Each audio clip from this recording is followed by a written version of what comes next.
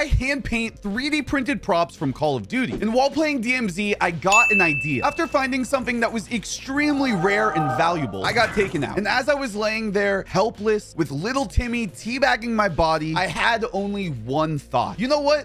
I'm just gonna make one. So we got to work and printed out a skull. Then I primed it and sprayed it chrome, and it looked pretty damn cool. But then I realized it was way too small.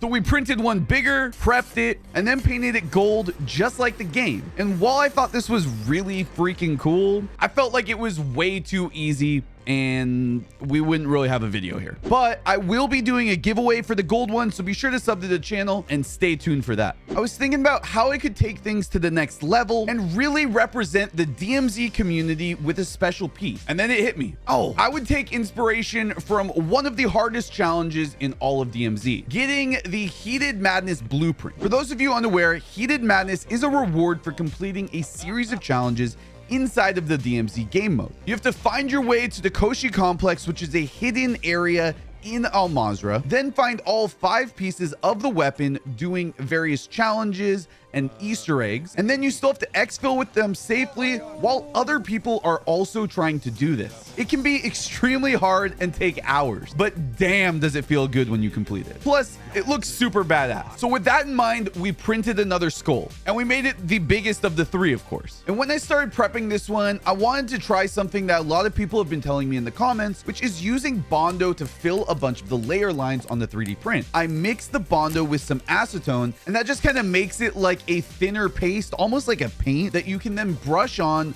with a paintbrush. That will help smooth out a bunch of those little fine lines, but it really helps out where there's some really big divots and just like some misprint areas, or where there was like supports that stuck, stuff like that. It really helps out. The other thing that the acetone does is it makes it dry super fast, so you can just get right to sanding, and this stuff sands really easily, but it makes a ton of dust. So if you're trying this, be sure to wear a mask and with some goggles or glasses. Just try to be safe. This definitely saves some time from the old way that I did it, which was essentially sand, spray with filler primer, sand that, spray it again, over and over again until it felt good. After I sanded the Bondo, I still sprayed it with a filler primer just because I like the way the stuff works, and it really smooths things out really nicely. Then I hit it with another little bit of sanding after that, and then of course I sprayed it with a flat black primer, which is going to be the base for our painting. Now we go out of the spray booth and into our setup, where we start doing all of the details,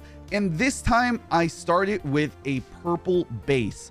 And I don't do it everywhere. I kind of just dab the purple on wherever it felt good. I wanted to leave some black still shining through. And this purple is super dark, so it's not like you're adding a purple, but the camo itself does have some purple undertones. So once that dries, I go in with pencil and I start drawing out each little thing that I wanted to add. The blueprint itself has like this like handwritten feel. It has a lot of like graphs and math equations and stuff, which is all callbacks to the mission you have to do to unlock it. And it's essentially glowing. The thought is that the inside of the weapon, or in this case, the skull, is like the core magma, whatever. And then anything on top of it is basically like shining. You can see it through that, right? So we needed to make it feel like it's glowing. And to do that, you're gonna basically draw out with pencil where you want these things to be. Then you're going to do around that, and just over that, you're going to go in with the darkest red that you have, or a dark red,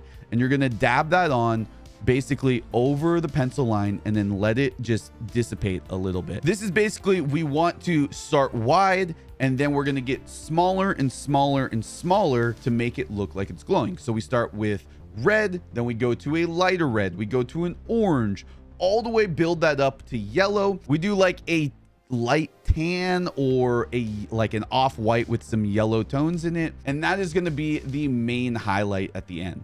And I think it looks really cool. I think it gives us that glowing effect, and I think it looks like the camo in game. I did a similar thing with the eye sockets. I really wanted these to look like they're glowing big time, because on the camo there's a few parts that really stand out as glowing, so I really wanted to like bring that across, and the eyes really made sense for that.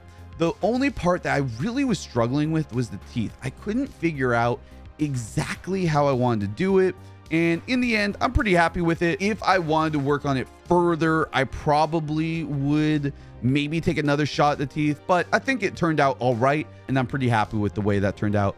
Other than that, I think this thing turned out awesome, and here is the finished piece.